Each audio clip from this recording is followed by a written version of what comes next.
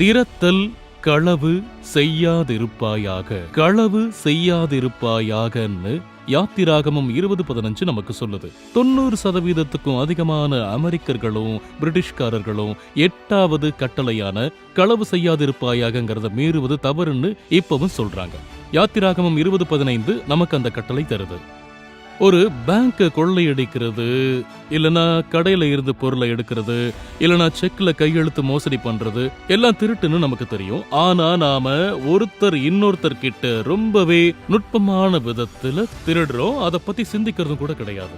நாம ஒருத்தர் இன்னொருத்தருடைய நேரத்தை திருடுறோம். அதாவது கடைசி தடவை லஞ்ச் சாப்பிட உங்களோட பெஸ்ட் ஃப்ரெண்டை நீங்க சந்திச்சப்ப நிறைய விஷயங்களை செய்யறதுக்கு நீங்க பிளான் பண்ணியிருந்தீங்க. ஆனா அவரை நீங்க சந்திக்க போறதுக்கு முன்ன ஒரு விஷயத்தை செஞ்சு முடிக்க விரும்பி அங்க நீங்க போனப்ப 15 நிமிஷம் லேட் ஆயிடுச்சு. நீங்க அவரோட நேரத்தை திருடிட்டீங்க. நாம ஒருத்தர் இன்னொருத்தரோட அங்கீகாரத்தையும் கூட திருடுறோம். நிறுவன தலைவர் டேனியல ஒரு ரிப்போர்ட் பத்தி பாராட்டுறதுக்கு ஹால்ல நிறுத்தினப்ப டேனியல் ரொம்ப ஈஸியா புதுசா வேலைக்கு வச்சவர் தான் ரிப்போர்ட்டை தயாரிச்சாருன்னு சொல்ல தவறிட்டாரு. டேனியல் அவரோட அங்கீகாரத்தை திருடிட்டாரு. ஆனா இன்னொருத்தருக்கு பிரச்சனைய தீக்கிறப்ப உண்மைய சொல்லணும்னா நாம அவங்களோட ரொம்ப முக்கியமான விஷயங்களை திருடுறோம்னு எப்பவாவது உணர்ந்திருக்கீங்களா? ஒரு நண்பர் பிரச்சனைய சந்திக்கிறப்ப அதை உடனே தீக்கணுங்கிற ஒரு ஆசை நமக்குள்ள இருக்கும். நாம அவங்களுக்கு தேவையில்லாத அறிவுரையை தருவோம். யாரையாவது உதவிக்கு கூட அழைப்போம். இல்லனா அந்த இடத்துலயே தேவையை பூர்த்தி செய்ய நினைப்போம். குறிப்பா யங் அடல்ட்ஸ வச்சிருக்கிற பேரண்ட்ஸ் இதை செய்வாங்க.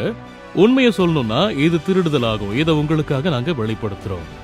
நாம இன்னொருத்தரோட பிரச்சனைகளை திருடுறப்ப தங்களோட தவறுகள்ல இருந்து அவங்க கத்துக்கிற வாய்ப்பை நாம திருடுறோம். அவங்களோட தனிப்பட்ட வளர்ச்சியையும் போட்டியிடுற திறமையையும் நாம திருடுறோம். ஆனா எல்லாத்துக்கும் மேல அவங்க தங்களோட ஆதாரமா இருக்கிற தேவன் கிட்ட போய் தங்களோட வாழ்க்கை அவரோட வார்த்தைகள்ல செயல்கள்ல பாக்குற வாய்ப்புகளை திருடுறோம். மத்தவங்களோட பிரச்சனையை நீங்க தீர்த்திருக்கீங்களா? நிச்சயமா அதை நாம சரி பண்ணலாம். நாம எடுத்ததை அவங்க கிட்ட திருப்பி தரலாம்.